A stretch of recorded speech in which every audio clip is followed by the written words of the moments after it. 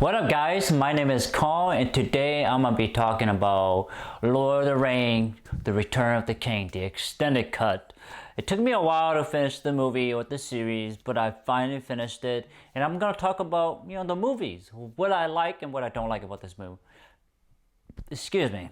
Starting off, what I like about this movie is it followed the what happened in the Two Towers. I like that. I love the battle sequence. The city outside of Minas Tirith. I like that. What else? I like the journey between Legolas, Aragorn, and Gimli. I like that part. What else did I like? I like the part with Gollum and Frodo and Sam. The separation of Sam and Frodo. I like how Gollum really turned Frodo against Sam. I like that. What else? I like the spider sequence. I always find that kind of really kind of creepy, because it's an insect, a huge insect. What else? A huge arachnid. That's the word for it. What else did I like?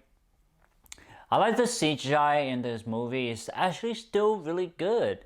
It's really, really good. It still stands to this day. I like the score. The musical score is really, really good. I found it to be really emotional, very epic, very on a grand scale. I like the small moment between, Gandalf and Mary, I believe. I love that sequence between them. It's just very, very, just sweet moment, very a memorable moment, very personal moment between those. All the characters have their own little moment in here, and I like that a lot here. There's a scene between the King of Nassau and Saruman. I thought that was really cool, and I like that.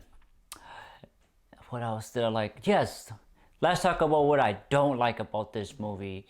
What I don't like about the movie is the marriage. I guess the love interest between Faramir brother and the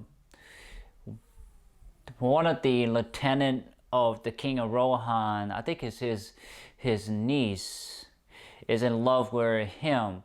That story wasn't really well explained to us. It was kind of, I didn't really understand what was going on, but then I finally caught up that they at some point had met each other in the past, somewhere in the past, and they have found interest in each other. So I just didn't really find that the story wasn't very clear. I think they could have just cut that out. I think it could have been fine without it. What else? And then another thing is that you can tell that this have a political drive, so to speak. Women supposed to be they're great as equal as men. Yes, I understand that, and I don't think that it is necessarily should be pushed in this movie or any movie, unless unless it's that is goal or the core message of this movie. And this movie is about the fantasy of the world, and it's about people trying to fight for their life, and I feel like it is pushed. I feel like it's sort of forced, and I understand. Everybody have to fight evils and monsters and demons. I'm all for that, but you don't have to push the message. You don't have to push that sort of political agenda onto the audience. It could be just say, hey, women and men, kids, fight for your life with the survival of Middle Earth. I would have been fine with that, but it's kind of forced. So I was okay, but you can kind of tell it was push. What else that didn't like? And I think that's that's it. There's not much I don't like about Lord of the Rings, The Return of the King. Those are the really, I'm just being nitpicky about those few things there.